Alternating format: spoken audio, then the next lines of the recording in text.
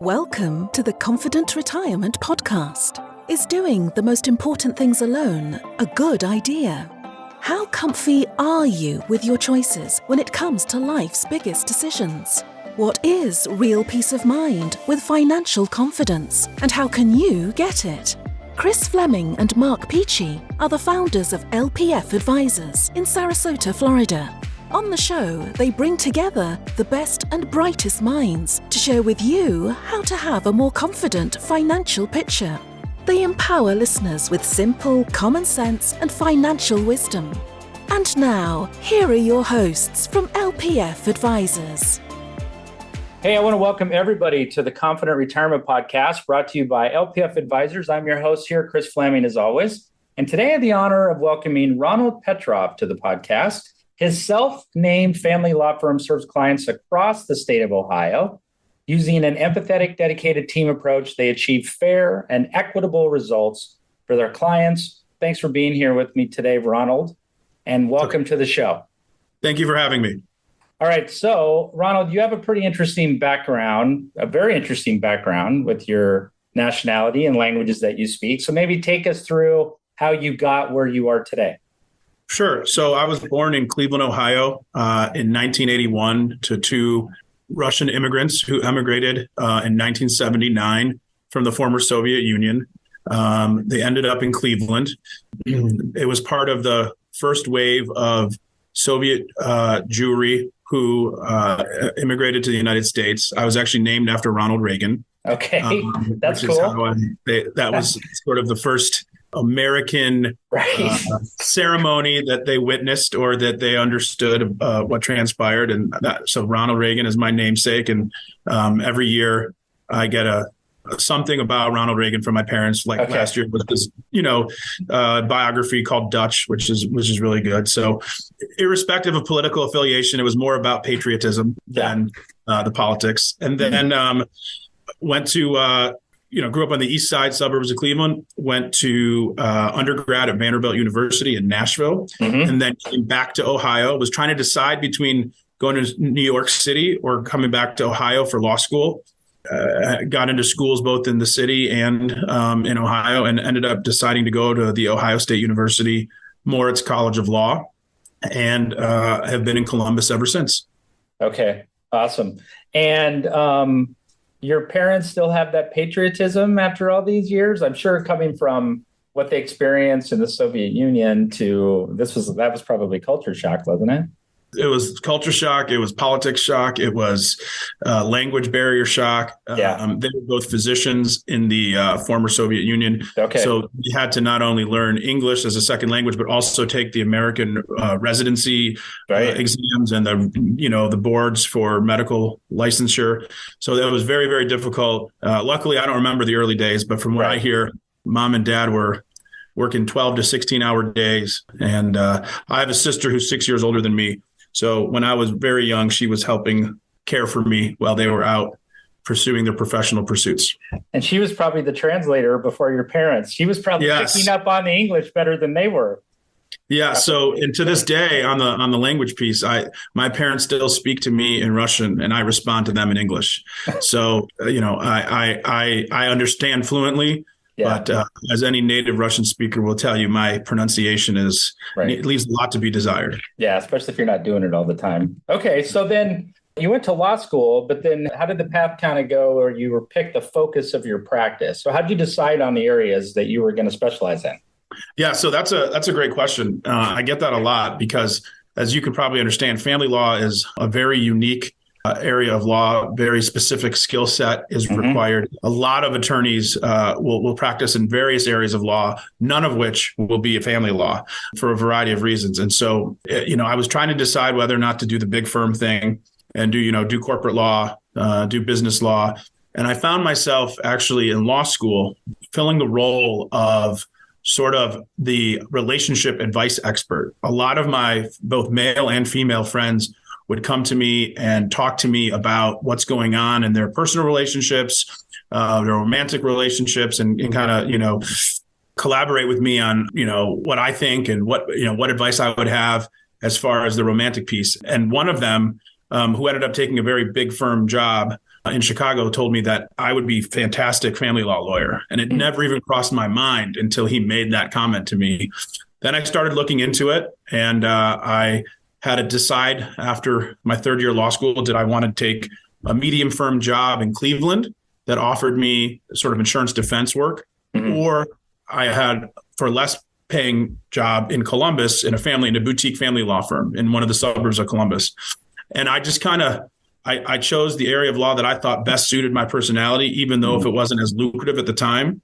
Looking back on it now, 18 years later, I definitely made the right decision, where my career has headed and how I've been able to, manage my business. Okay. So then there was a transition, I guess, from the boutique thing to your own solo practice, right? I mean, I know you have other attorneys and you have staff that work with you, but you at some point made that transition. So what was the genesis of that? What made you make that decision? So that's another really good question, Chris. I was finding myself that first year out of law school, working for this boutique family law firm. I was bringing in a lot of business. I was bringing in clients. One of the parts of the legal field that I sort of thrive at is the business development part, the networking part. And I was able to, sort of rainmake with clients and things like that, both through professional networking and personal, my personal Rolodex. I was fortunate enough from, growing up in Ohio, growing up in Cleveland, and also through contacts while I was in law school in Columbus. I thought, I started doing the calculations and I was like, well, I'm making pennies on the dollar for the clients I'm bringing in. It would certainly make a lot more sense to have hang up my own shingle. And, I met another attorney in town who was about 5 or 6 years ahead of me in practice years. So he provided a little bit more experience and credibility in the industry. And he was having similar thoughts and similar ruminations. Okay. And so the two of us, grabbed beers one afternoon, and then, one thing led to another. And in June of 2007, we hung up a shingle and started our own firm with just the two of us renting office space, 2 offices in what is now my current firm. Okay. So then if you could go back in time, because that's 2005, quite a long time ago. If you can go back in time, give the younger Ronald some advice, something you know now that you wish you knew when you started out. What do you think that would be? So that I would most likely tell younger Ronald to take a class or two, or to learn about HR and to learn about, managing people, because I was confident in my legal skills. I was confident in my business skills, and I was confident in sort of my management of the firm. When I started my own firm, I thought the difficult part would be accounting, bookkeeping, marketing. Right. It hasn't been. The hardest part has been HR, managing people, handling turnover, dealing with inter office conflict between employees. That I was not ready for. And that has been the most challenging part of my career, which when you think of a divorce lawyer, I bet many people wouldn't think that would be something that would be keeping me up at night. Right. Well, I think that just might be true of any business, right? The environment now, but just anytime you're dealing with other personalities other than yourself, there's potential for conflict. And it's funny how we think, because we're good at all this other stuff. Well, if people would just think the way I do, or they would just make decisions the way I would, then everything would be fine.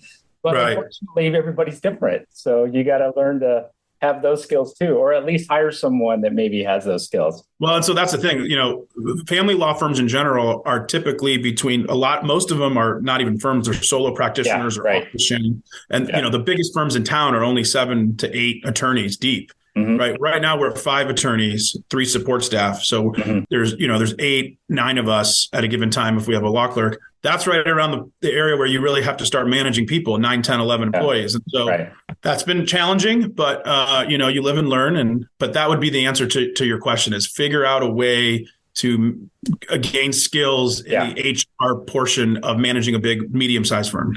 Right. Okay. I'm right there with you, brother. All right. So, when people work with you, there's a lot of emotion involved because it's family law. So maybe highlight some of the biggest fears or concerns that you commonly encounter with people. Now, I know with family law, there's a lot of different aspects of that, but maybe in the area of divorce, some common fears or concerns that you come across.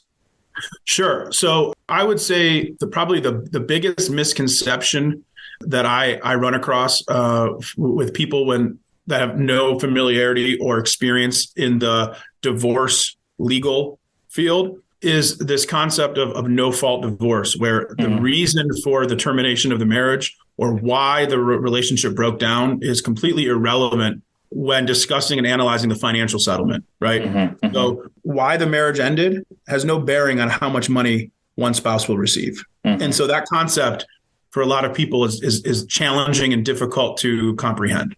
Right. Yep. I agree with you.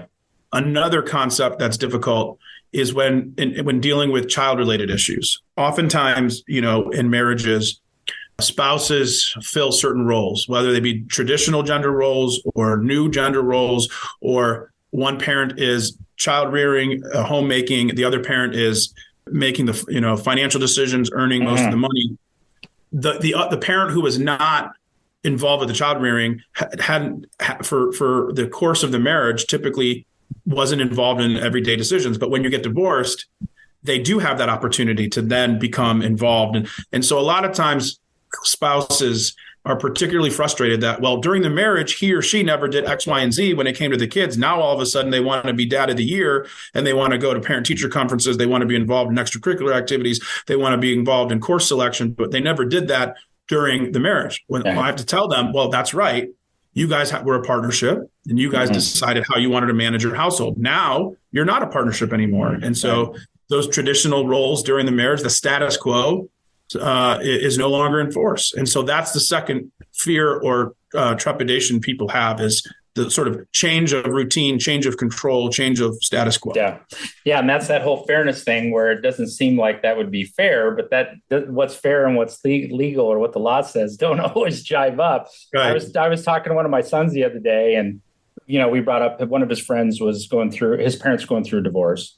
And he asked me, he goes, well, can someone just decide that they don't want to be married anymore? And then I realized that he didn't even realize that someone can just decide, and it doesn't matter if the other person agrees with it or not, right? Right. So that was completely outside of his realm of what he understood. Right. But then I had to explain to him, okay, yeah, that's how, and in our country, depending on the state, that's how it works. So, yeah. There's no indentured servitude anymore. Right. Get past those misconceptions.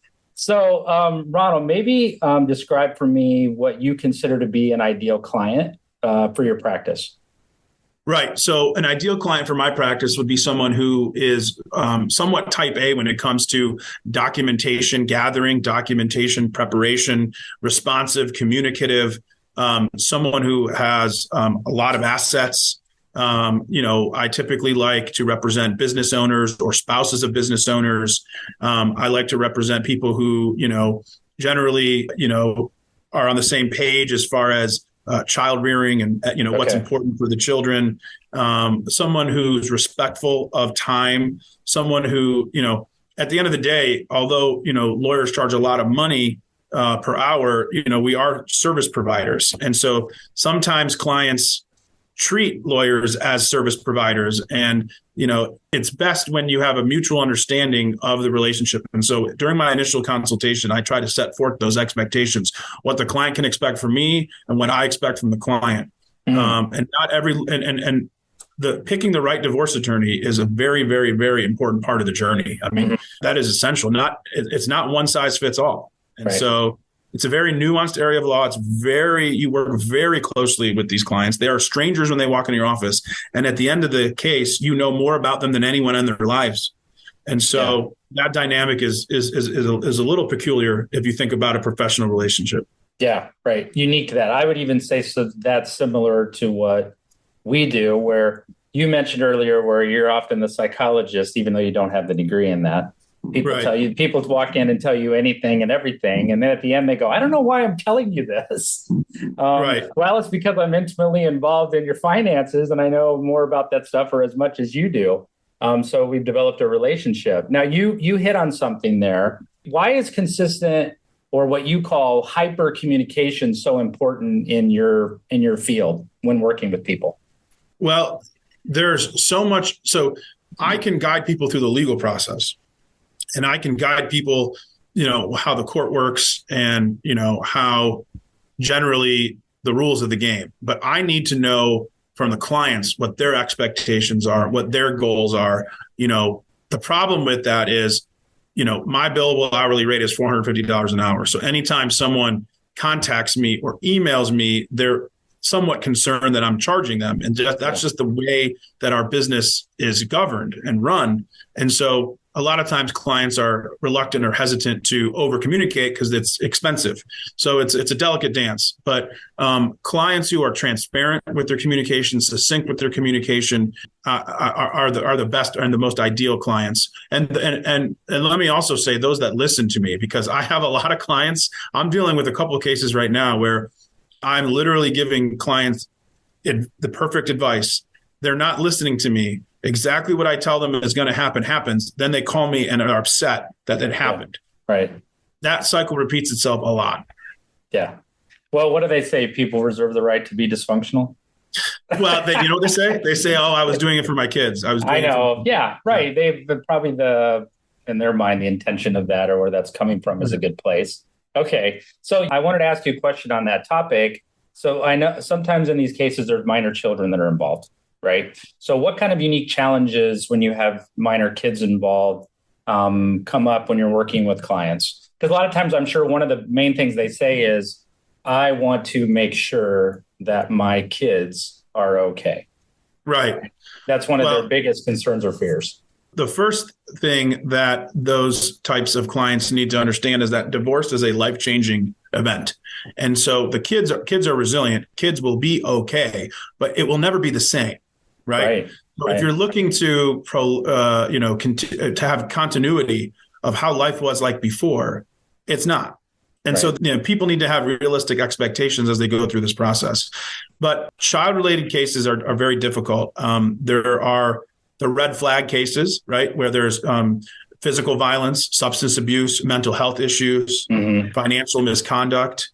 That's one bucket of difficult child-related cases. The second, this is just as challenging as when there's it's called a relocation case or a geography case where the parents don't live near each other. That's incredibly difficult because the parent who is the long distance parent by definition cannot be involved in the children's lives, as much as the parent who's in the locale. Yeah. So that's difficult. And I try to advise people that when you have minor kids, do whatever you can to live in close proximity to where your children are living or where your children go to school. And that's advice number one. A lot of people think that, custody cases are mudslinging. You have to hire a private investigator. You need to get all these character witnesses. And the fact of the matter is, Chris, a lot of them boil down to work schedules, distance, child schedules, medical, like if the children have certain medical conditions or needs that need to be met, therapies that, need to be attended. It comes down to that, who's available, who can provide the transportation, so, and that's difficult for people to understand that, the judge isn't looking to, admonish one parent and rip away the relationship with the children, but instead, how are these kids going to get where they need to be? How are they going to be fed, clothed? How's their homework going to be done, et cetera? How are their medical needs going to be taken care of? And so that's really how a lot of these custody cases work. Now, I told you there are red flag cases, and those are the exceptions to the rule. Right. Yeah. So a lot of times when the red flags are involved, then it's a lot about convenience for the children. Right. Right. Okay. All right. So now I'm curious what your thoughts are on this. There's a big sea of attorneys. You go online and do searches, all this kind of stuff. There's the websites that say you don't need one, and you can get the documents on the website and just type this stuff in. You can print everything out, and that's all you need. So when you're meeting with people, what do you kind of use as the differentiator, or not that anything that makes you unique particularly, but what using a professional who knows what they're doing is experience is infinitely better, which I believe, than trying to look up the answers on lawyermd.com or something like that. Yeah. Well, first, let me start with you pay for what you get in life. Yeah. Okay. Second, there's there's this famous saying in the legal field, a lawyer who represents himself or herself has a fool for a client. Mm-hmm. So I definitely don't think self-representation is ideal. I do think that there are scenarios where it is okay. but it's a very small percentage of the cases. And those cases are where it's a short-term marriage, there's no children, no real estate, no retirement assets, and honestly, there's nothing to divide. Yeah. In those rare cases, then I believe that sort of trying to fill out the forms yourself and navigate the process is acceptable. Still, though, if you don't fill them out correctly and you don't know how to navigate filing, scheduling, assignment offices at the courthouse, or what to ask at the final hearing to finalize the case, the court will still, it will still be a difficult and uphill battle. But there are certain fact patterns in cases that would be more permissible than others to represent yourself or try to do it yourself. But if it's not one of those cases, I would really strongly recommend picking the right attorney, interview multiple attorneys. Don't just go to one.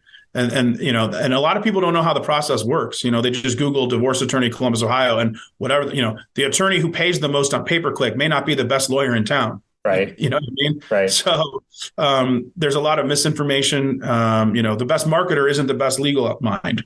Right. So, yeah, because then you gotta have an understanding of the Google algorithm to get that, which is another whole discussion on how that works. Okay, yeah, I appreciate you taking me through. That's well said. So we're kind of getting close to the end. I want to ask you a few more questions. What do you see as probably the biggest opportunity for you and your practice going forward? Where you want to take the business? Well, we're in the process in my firm of a very large firm renovation with the office space. We've been in the same space since 2007. We just signed a new 10-year lease. The building has agreed to an incredible amount of tenant improvements. So we're completely renovating the space, which will provide opportunities for growth. We hope to hire one or two more lawyers, one or two more paralegals, and continue. Our bottom line revenue has increased every year. And in the last, from 3 years ago to today, has exponentially increased, in part to COVID. And I'm sure everyone's aware of those memes that were circulating when COVID started about, the divorce attorneys were sitting around going like this because people are cooped up at home, and that's not ideal. So I think that the opportunities are going to be to continue to grow the bottom line, to continue to service clients and provide legal services for people throughout the state. We do a lot of out-of-county work. We're located in Franklin County, the largest county in the state, but there are 88 counties in Ohio, and we service about 50 of them. So I want to continue to do that. I enjoy the out-of-county work a lot. I enjoy getting out to different areas, rural areas, suburban areas, urban areas. And so I want to continue that growth. Awesome. Now, maybe on the flip side of that, what do you see as, aside from the renovation, what do you see as the biggest maybe challenge or obstacle that you need to overcome, or the business needs to overcome? Turnover. Okay. Turnover is a killer. We've had tremendous turnover in the last 3 years. Every time we get through it and are stronger for it, something else comes up, something else happens. Either people leave the area of law because they're burnt out. It's rare that someone goes to a competitor firm. It's more that they either want to start their own firm, or they want to leave the area of family law, or they want to focus on raising children, things like that. Mm-hmm. Mm-hmm. Yeah, I think that's true in a lot of industries, professional services especially. Where you're serving a large clientele, that's probably going to continue to be a challenge. And I haven't figured out this generation right below ours. Oh, don't get me started. We need another 30 minutes to talk about that. All right, that's our next podcast, Ronald. That'd be the next one.